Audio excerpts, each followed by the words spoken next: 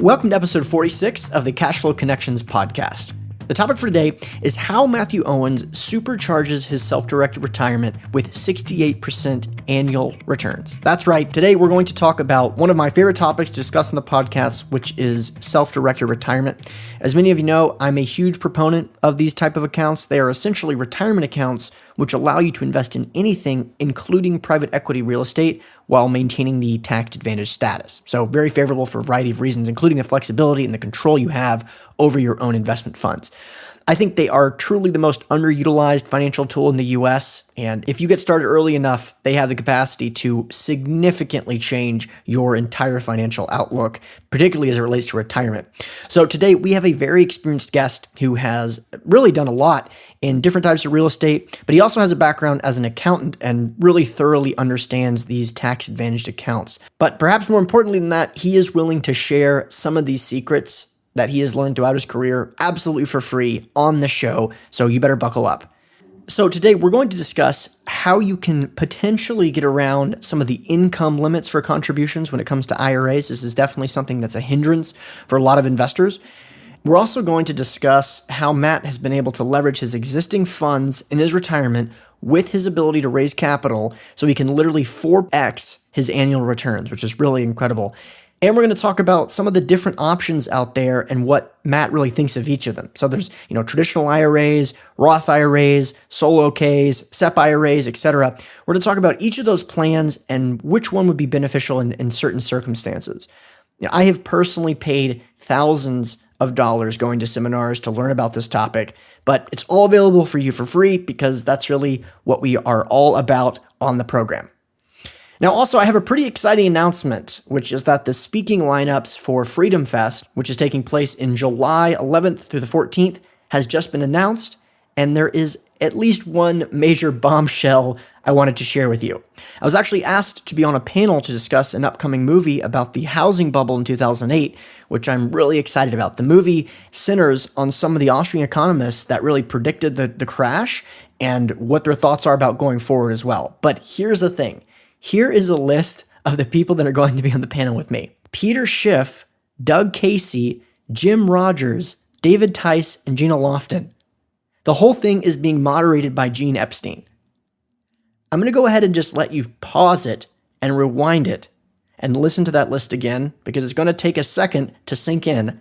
That list contains some of not only generally some of the most influential minds in the investment space, but on a personal level, people like Peter Schiff, Doug Casey, they are personal inspirations to me. To be able to shake their hand or to even be in the same room as them is a complete honor. So to be able to talk about some of the stuff that, they form my ideas on a lot of these topics. So it's going to be really remarkable. And I'm also looking to hear how the panel has different perspectives because all of the people on the panel are focused on different things, different investment strategies, particularly me focusing on real estate. It's going to be a very unique situation. So I'm really looking forward to it. Either way, I'm extremely excited jumped out of my seat when I found out about this. So make sure to go to freedomfest.com/register. You can also use the discount code CFC FreedomFest for a $100 discount. And I will see you in Vegas on July 11th through the 14th. All right. Hope you enjoy the episode. How's it going, everyone? Today we have Mathew Owens, who is the founder of OCG Properties, which is an investment company which focuses on single-family investments. In fact, over the last 10 years, Matt and his firm have successfully flipped over 500 houses. He also has significant experience in the multifamily sector and has raised over $45 million in private capital. Matt is also a California licensed CPA and self-directed retirement account expert, as well as an overall real estate gangster. That's right. Just generally, he's the man. I'm going to keep the bio short because he's actually been on the program before. If you check out episode E18, you will find more. If you like this episode, make sure to do that. So Matt, thanks again for coming on. Thanks again, man. No problem, man. I was joking about the real estate gangster thing. Thanks for putting me on blast there. Appreciate that. That's awesome. Yeah, just to clarify, that was submitted by Matt per his request. Yeah.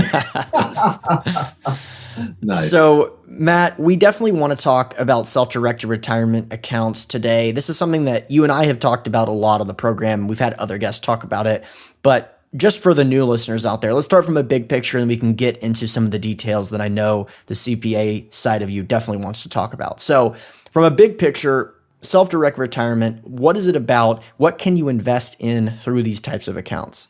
Okay, first of all, self-directed IRAs and 401ks and retirement accounts are probably some of the most awesome things on the planet if you're trying to take control of your own financial future and control your own investments instead of relying on someone else to do it for you and probably pretty much steal your money through fees and things like that. And you really don't have the proper control and proper diversification that's required to be successful at long-term investing, without having control over your own retirement. So what's really cool is a self-directed IRA is just like a normal or self-directed IRA. When I say that, I'm meaning self-directed 401ks, self-directed IRAs, self-directed health savings accounts, self-directed pretty much anything, any type of retirement account you can pretty much self-direct. And it's really interesting because you can invest in all types of outside assets and control everything yourself, meaning you can have an LLC set up so that you can actually control it all and have checkbook control over your own retirement.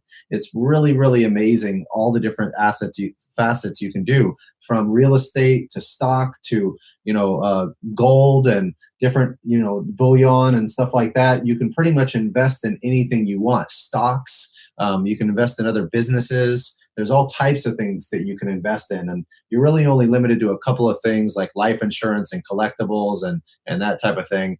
And we'll get into some of the other prohibited transactions that you can't do, because you got to do it the right way, right? You can't go cheat. Right. Certainly. And that's actually a good segue, because I think that for a lot of people, a lot of the listeners are going to be familiar with self-directed retirement accounts, but generally speaking, it's probably the most underutilized tool in the financial business because of the marketing that the other side has on their team. I know a lot of people that think that they have a self-directed account and go to invest in a private placement, and all of a sudden their Scottrade account doesn't allow them to do that. And this is really the way to maximize the flexibility, because like Matt mentioned, you can still invest in those traditional assets if you have a self-directed account. It's just a matter of you also can invest in all the types of investments that Matt and I, have invested in throughout our career. So before we jump into that, then let's talk about what you can't invest in. You mentioned some of the actual items. Let's talk about some of those, and then also structurally speaking, what you can invest in or can invest through in your self-directed IRA. So the stuff you can't is basically just like life insurance and collectibles, and you can't do business with disqualified parties. Okay. So, and disqualified parties are typically lineal descendants. Okay. So parents, kids, grandparents, grandkids. You can do business with brothers, sisters, aunts, uncles, anybody else that you want, except for disqualified parties and like lineal descendants. Now, also like a closely held business partner can be a disqualified party. Doing business with somebody where you're personally getting a benefit out of it for doing business with your IRA could be disqualified. So like there's a thing, even though there's disqualified parties, there's a thing called getting present benefit, and neither you nor your IRA are allowed to get present benefit from each other. So like, to give you an example, if you had 50 grand and your IRA had 50 grand and you want to invest together with your IRA in a $100,000 note, but neither one of you nor your IRA had any more money, so you couldn't do the deal independently of each other because you didn't have enough money yourself, or the IRA didn't have enough money itself to do the deal 100% itself, then you wouldn't be able to do the deal in the first place, because your IRA and you are now getting present benefit from each other. But if your IRA had the whole 100 and you had the whole 100, then you could go through and invest with your IRA and do the 50,000 because you're not getting present benefit. And so there's a lot of situations like that. Can you buy a property next to your house and fix it up? No, because your house is right next to it. And what happens to your house when the neighbor next to you fixes up their house? It goes up in value. Therefore, you're getting present benefit. So you couldn't go through and swing a hammer on your house and fix it up yourself because your IRA is getting benefit from your labor. You couldn't own the management company that actually managed your property that was owned by your IRA if your IRA owns real estate, because you are providing labor then, even if you own the management company, for your IRA. So those are all the prohibited type transactions and philosophies that kind of go into self-directed IRA and 401k investing. I appreciate that. And also the examples you gave may not occur to people originally, but when you start thinking it through, you have to really be detailed. And obviously you want a financial advisor to kind of review these type of transactions, one that's familiar with self-directed IRAs in particular. But yeah, I appreciate that there. In fact, this kind of touches on kind of a paradigm shift, which I think a lot of people need to understand when it comes to the nature of this conversation. So for the vast majority of people out there, the question is frequently asked, how can I get money out of my IRA? How can I get money out of my 401k?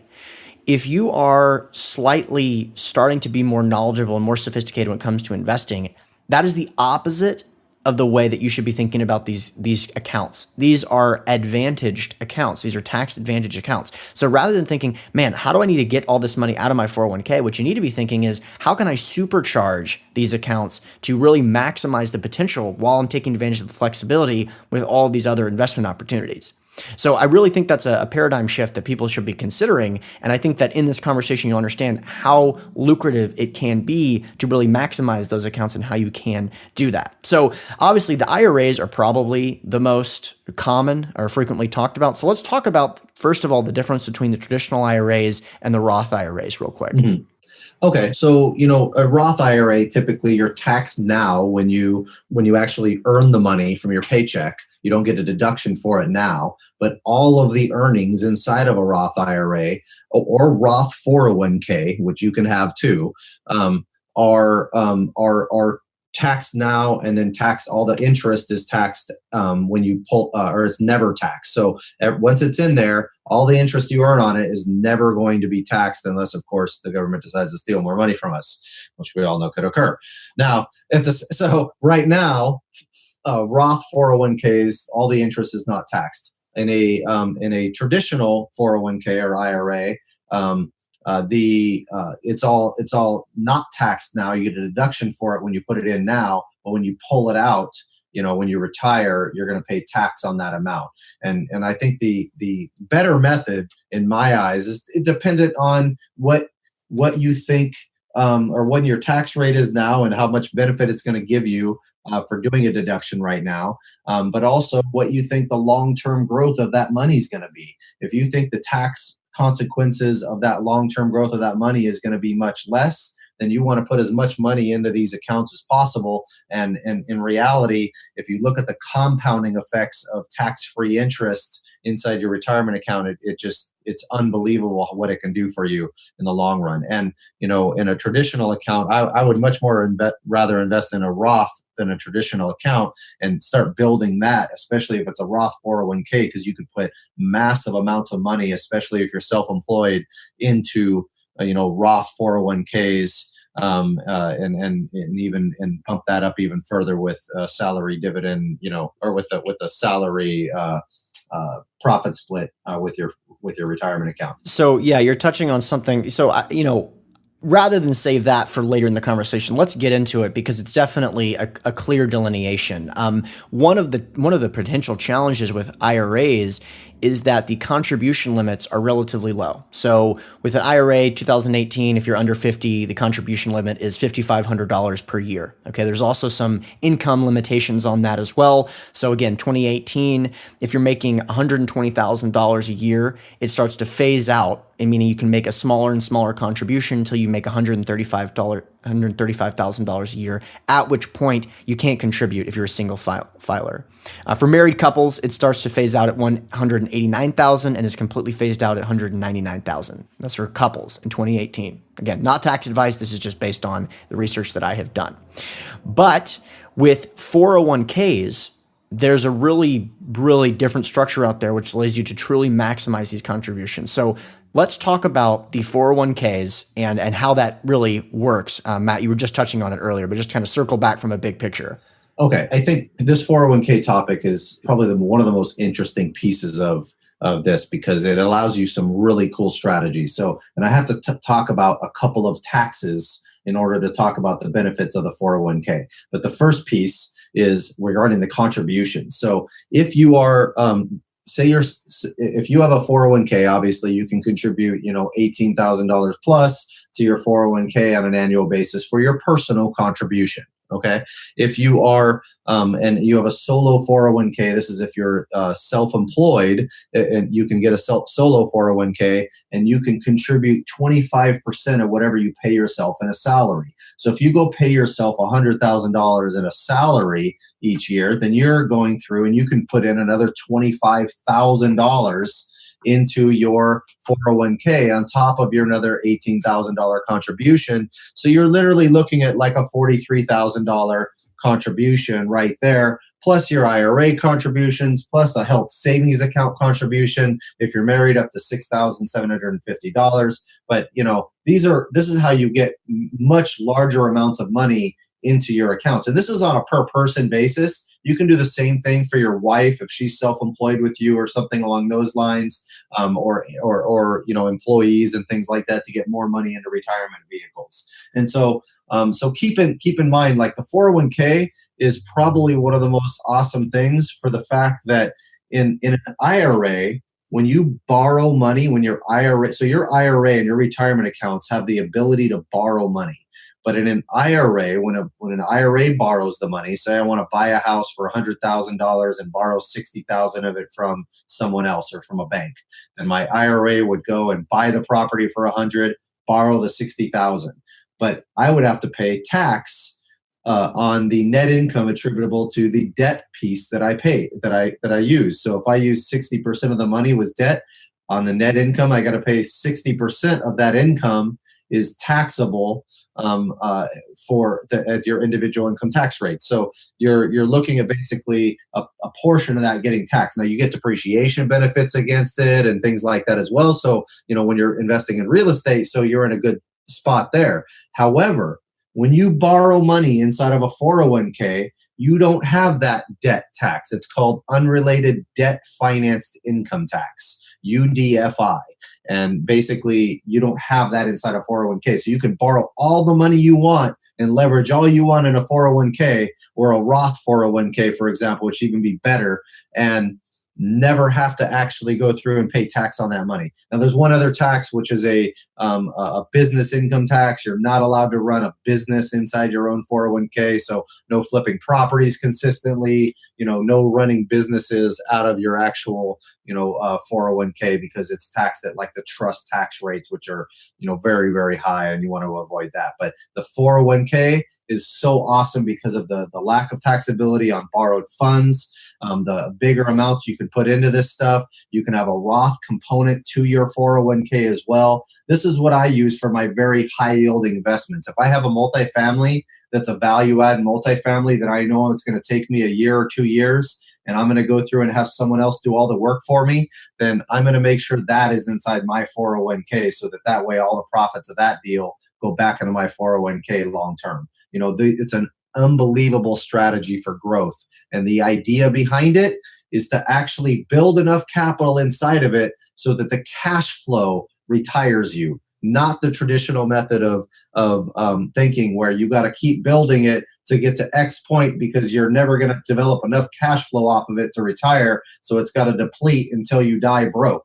That's not the idea. The idea is to find investments that create the cash flow stream that cover all your expenses, retire, and build more from there to have a hedge for inflation on top of your expenses, and then retire rich and leave it to your kids or charity later on if you want your kids to build their own. So anyways, I went off on a tangent. Sorry. Look, man, that's the reason I had you on, right? Because I want to talk about the details of all these plans. A couple things I wanted to touch on before we move forward, because you definitely touched on a lot of really important things. So the unrelated business income, right? The UBIT. That is something that there's a lot of confusion in the space around that I wanted to kind of get an idea. So the investments that these syndications that I typically invest in, that Matt has invested in historically, most of them use financing to purchase these real estate assets. So if you invest in one of the syndications via a tax advantaged account, let's say a Roth IRA, you're going to have a UBIT tax associated with that investment, right? So your Roth IRA typically is not taxed, but in this instance, the percentage of the proceeds that are derived from the financing is taxed, okay? But this is it sounds a lot worse than it is, because if you actually look at the math, there's a couple things going on that need to be addressed. Number one, it's only the percentage based on the purchase price, but also because depreciation is actually factored in, many times when you invest in syndications, the net balance at the end of the year is net negative, net balanced, or basically nothing. So on an annualized basis, you're basically not getting taxed, but your Roth IRA is growing in size. Now, in the event that there is a sale, which results in a gain, you will have a percentage of that subject to UBIT, but there's also a $1,000 deductible. So it doesn't start until the $1,000 attributed specifically to the financing, which is a portion to, the financing portion of the gains. So there's a lot of hurdles. So if you look at this, you can look at YouTube videos on YouTube, for example, that will show you how to make this calculation. It's much more favorable than it sounds. In terms of the 401ks, I'd like to get your thoughts on the difference between the solo K and the SEP IRA and where you think the most favorable opportunities are, depending on a couple factors. So I think it depends on your structure. A solo 401k is for the self-employed individual that basically has their own business with no employees. SEP IRAs, there's pension accounts, there's the traditional IRAs. There's all kinds of defined benefit plans and things like that you can set up where you can put away $200,000 plus a year if you're in the right structure. So each one of those different accounts, it depends on each person's individual situation and how and what's going to be right for them, and they need to go to like an IRA specialist that can talk about structuring and that kind of thing to determine what's going to be right for them and the primary differences for them and their situation. But the 401k is primarily going to be used just for that self-employed individual with no full-time employees. Understood. So let's go back to Roths for a minute. I know that's how the conversation started, but I didn't want to miss out on the 401k conversation, just given how advantageous it can be comparatively. Right. However, when it comes to Roths, I mentioned that there is an income limit. Now, when you can contribute to Roth IRAs, for example. Now, there is a strategy out there that some CPAs think is appropriate, others maybe not, regarding converting or actually contributing to a traditional IRA and then converting to a Roth IRA. I was wondering if you could kind of explain that strategy and let me know your thoughts on it, just as an investor, not as anyone's personal CPA. Oh, I think it's great. I mean, if you can get more money, as much money as you can get into your Roth, if there's a strategy to do it and it hasn't been challenged by the IRS, then I think you're in good shape to do it. It really just comes down to case law, whether it's a valid argument or not, and the IRS is okay with it. If there's case law showing that people have done that, which I know there has been, I think we should be fine on that aspect. Then I would say do that all day long. If you can get more money into your Roth, that's even better. So put it into your IRA, get the deduction for it, do the conversion, then you take the hit on the tax for it. So it's a wash. Now you have $5,000 more into your Roth. You're good to go. I would be putting as much money into the Roth 401k and the Roth and then the traditional 401k versus even the IRA as much as possible, especially if you're self-employed.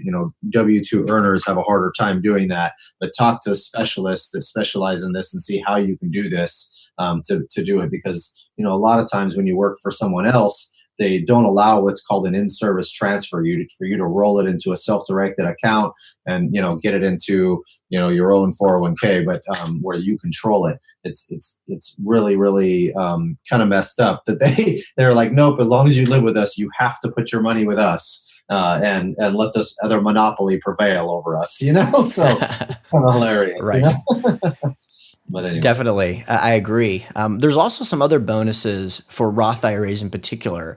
And I'll go through these. And Matt, if I misstep here, just correct me. But Gotcha. basically, number one, you can make contributions at any age. Any age. You don't have to take required distributions, which is not the case in some of these other accounts. You can still make annual contributions if you convert money from tax deductible account like a traditional IRA to a Roth IRA in the same year, but those income limits would apply that I mentioned earlier.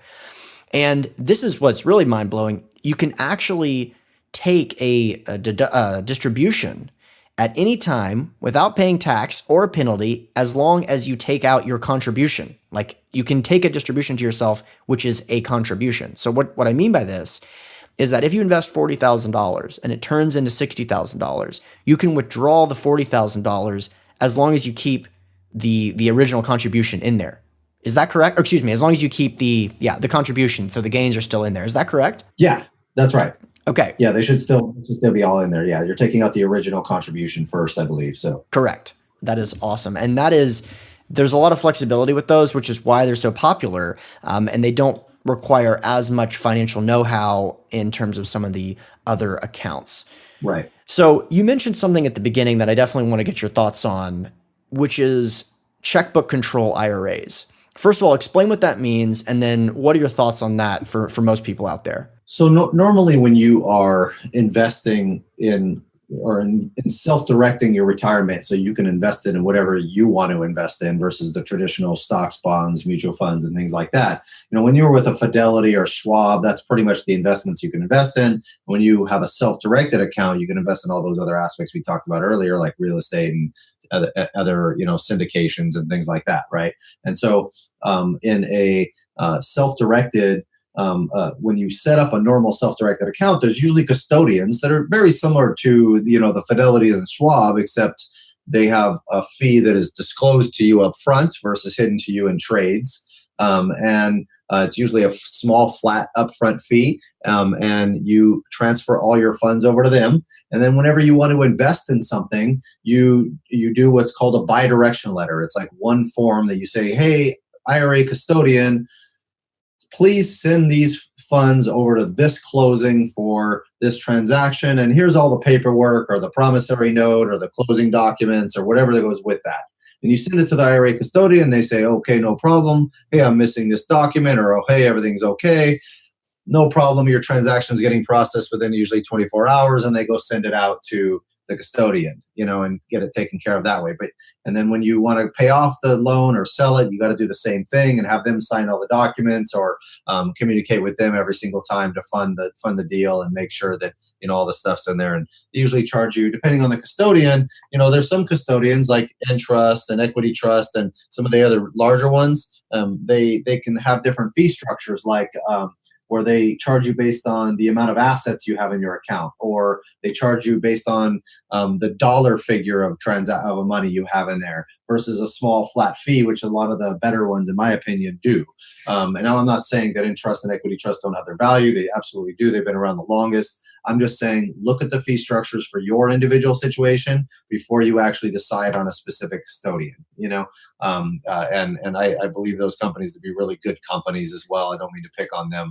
I just look at the fee structures specifically because they vary greatly by company and by account and how much money you have in that account specifically. So that being said, you have all this paperwork with this custodian you have to do initially, where you're just transferring it over. On the initial transfer, it goes into that account, and then you can invest those funds through those bidirection letters or the communication with the custodian. Some people, after if you're doing one or two transactions, or don't have 100,000 or less in that account or something, then maybe you're okay with just leaving it that way, right? Leaving it with the custodian because it's not a ton of activity to deal with.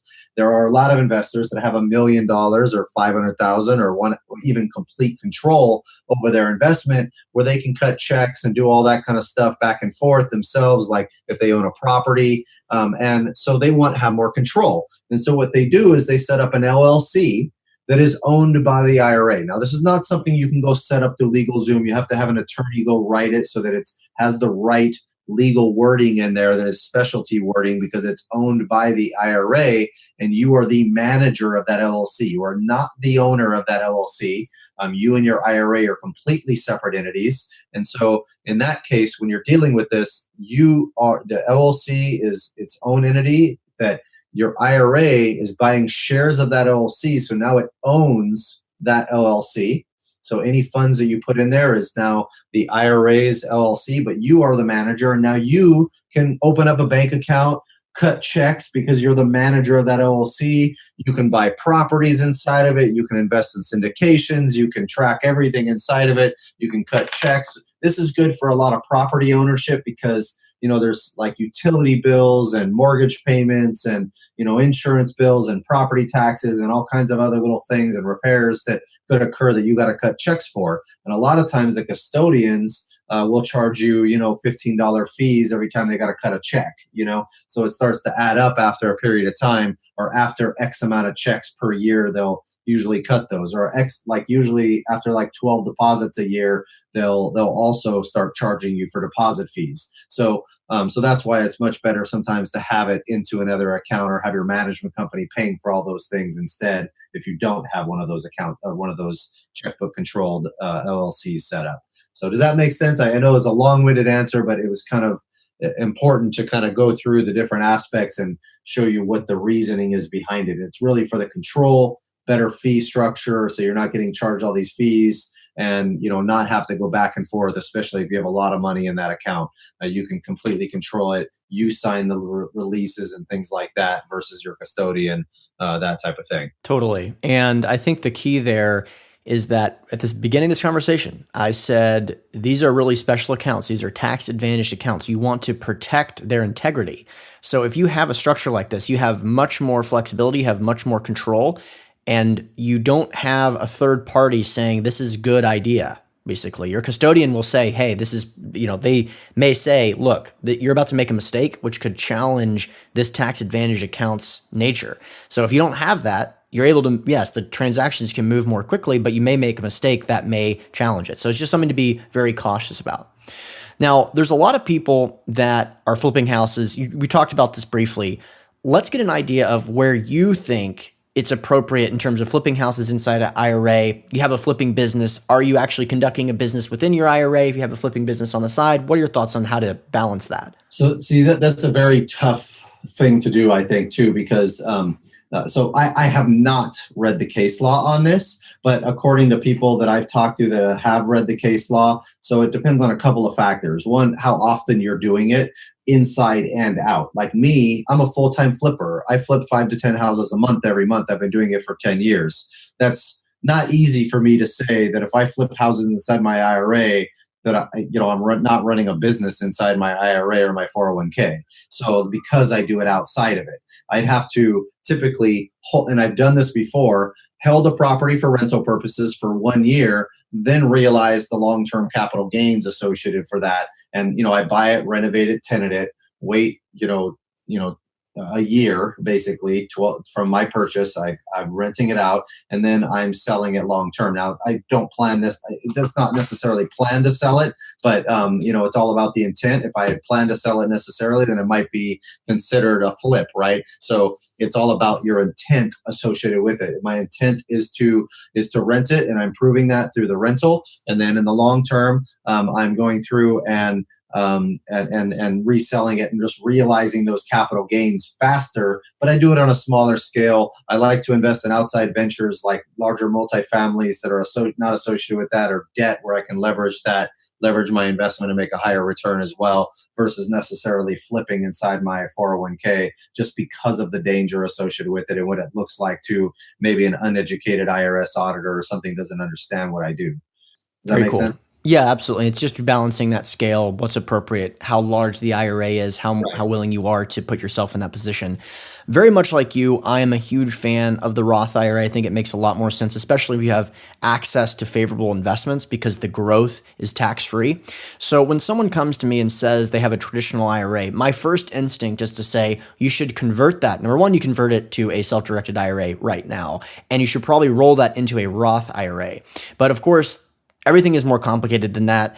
I'd like to get your thoughts on what are the things people should be considering if they're thinking about converting from a traditional to a Roth. For example, I know age is a really important one, but yeah, ball's in your court. Let me know what your thoughts are. So yeah, it depends on your life situation. Personally, I don't think that if you're looking at retirement, I don't think the traditional methods of retirement, the stocks and bonds and mutual funds are smart investments right now. You look at the stock market, it's at all-time highs. Yeah, if you were out of it right now, you would have probably not had as many gains, but at the same time, you're not risking a major loss either from a major downturn. I don't feel like you have control over that. And so the amount of money you have to develop into cash flow streams is extremely important. So I'd be cashing out if I had a lot of money in the stock market right now and in those other outside opportunities. But, I don't invest in those things. So I invest in real estate and things that I can control. So take my advice on that with a grain of salt. I just look at the economic side, and I'm very much into economics. So I'm seeing that risk associated with the decline there, and then not being able to provide enough cash flow if there's a major decline. So personally, I look at, if someone's nearing retirement, you got to get your money into cash flow investments as fast as possible. So you're not relying on ups and downs in the market. So you don't have to actually sell because something doesn't cash flow well. Like stocks typically don't cash flow very well. You're not getting very much in dividend payouts. But if you can invest in strategic high cash flow other investments and diversify correctly, then you're going to have a good long-term stability on your cash flow. Now, if you're younger and you don't have a lot of money and you got, $5,000 or 10 grand in an IRA, it may not make sense necessarily to go self-direct until you can actually go through and get enough money to pay for some of the fee structures and things like that, or do an actual investment. Now there's ways, if you know how to leverage other people's money, to leverage 5 or 10 grand into like $100,000 type deal or something like that, or more. But at the same time, you need to know how to deal with other people's money at that point. And usually, most people don't have that experience yet to know how to protect an investor's money and how to secure their money by property and how to do it the right way. If they don't have a ton in their, traditional IRA or 401k yet, or don't have significant real estate investing experience, Yeah, definitely. How do you kind of balance, let's say someone has a self-directed traditional IRA. Do you balance, because obviously when you convert from traditional to Roth, there's going to be a tax event. So at what point do you start to say, okay, look, you have the self-directed traditional IRA, you should consider converting it to Roth so that the future gains can be tax-free? Yeah, so you're just talking about a traditional IRA into a self-directed Roth conversion, right? Exactly. So you can do Roth conversions, and you have to pay tax on that conversion. I don't remember if the new tax code still allowed that. I know last year it did. I'd have to go specifically look up the rule for 2018 to see exactly about the tax code change, if there was any change to that this year as far as not being able to do Roth conversions, because I believe it was limited on time as far as how much you can do, but we can look that up. But at the same time, so when you're dealing with traditional into self-directed accounts, it's really rather easy. What they typically need to do is if they quit their job and they don't work there anymore, at their where they have their previous traditional IRA and they want to put it into a self-directed, all they have to do is fill out a transfer form and open an account with the new custodian, and fill out a transfer form that gives to the old custodian, and have them do a transfer and roll it right in. And it's like $50 or something like that, with another, $300 setup fee or something along those lines. So it's not, substantial. So it's really easy to do. It usually takes, a couple of weeks to get the transfer done, another 10 days to season in that account before it's ready to actually go. okay, and be invested into something. And so that's pretty simple. Now, if you still work for the company and want to that you have your 401k with, and want to transfer that over, then typically you have to do what's called an in-service transfer. Most of those companies won't allow you to do it, but at the same time, every single HR person will tell you they can't. But you should read the plan documents yourself, because every plan document is different. Sometimes they allow an in-service transfer. Sometimes they allow a partial in-service transfer. So these are the types of things that you want to look at inside your plan documents if you want to start taking control and self-directing your stuff yourself.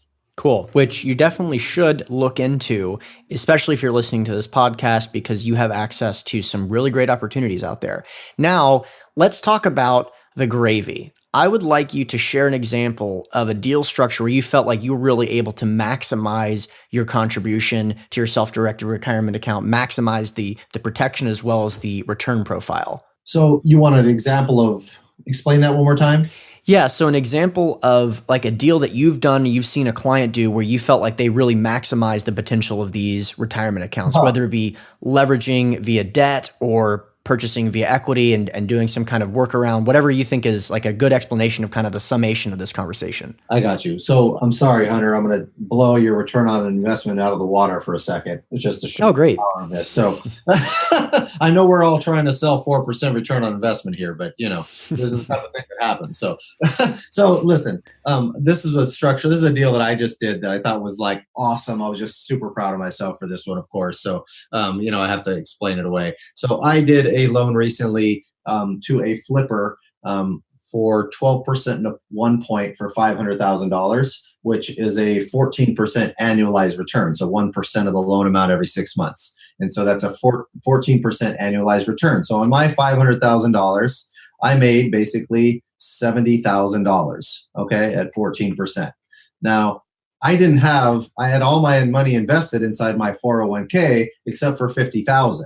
So I borrowed $450,000 out of the $500,000 at an 8% interest rate. Okay.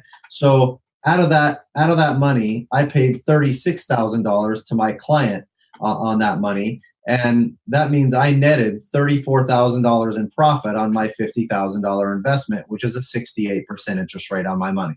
Okay. Which is ridiculously phenomenal of weight. And what's really even more interesting in that is that my loan to value is 65% of the value of the property in the first place. The investor, which I'm in second position to, is at 55% of the value of the property. And my money's put more where my mouth is because I'm the one that did the underwriting for the loan. So there's really cool strategies for this. And my investor's really happy. She's making 8% at a 55% loan to value ratio. And I keep her funds consistently invested, and so it's, and it's also can be short term. So she's in and out of different things, but it's a way to utilize and leverage other people's money to make money in different ways. And that's just one strategy that I'm able to use. And now literally, obviously making that kind of return, 90% of my money is going to that type of strategy now, because I know how to do it. But also, the other money is going to investments like self-storage, mobile home parks, multifamilies, other commercial operated deals like the syndication investments where I can be passive but make a 10 to 15% return on investment consistently run by an outside operator where I don't have to do the work and be properly diversified. So if I'm not controlling it and doing all the active work myself, then I want to be diversified into all these investments so that way I'm protected. But I'm giving up a little bit of my control there from for operators that I've vetted and done homework on and background checks that do all the work for you. But we've done a lot of homework up front in order for me to want to invest in those different people, in those different investments, which can be really lucrative and great to use, especially because they can get their own leverage and you don't have to qualify for the loans yourself, which is super awesome. Certainly. Yeah. So just to go back to that example real quick, so I want to make sure that I understand and the listeners understand it as well. So in this example, you have a 401k with $50,000 in it. You have a property that's about to be flipped. You say, I will borrow $450,000 with the property as collateral. So now you have a total of $500,000, right? Yes. So you have now your 401k essentially has $500,000 in it, right? Uh-huh. So you invest that money, you're getting 14% on that $500,000. You're paying 8% on the $450,000, and that spread, that arbitrage, results in about $36,000 coming into your 401k on an annualized basis, but you've only invested $50,000. Correct. Well, that is a home run. Yeah. And just to clarify what that really means in terms of the collateral. So Matt has created a note where the first $450,000, the property's collateral, about 55% loan to value, so we're very well protected. And he's saying, look, I'm willing to go in second position so that in the event that something goes wrong, the first has really the control over that entire foreclosure process.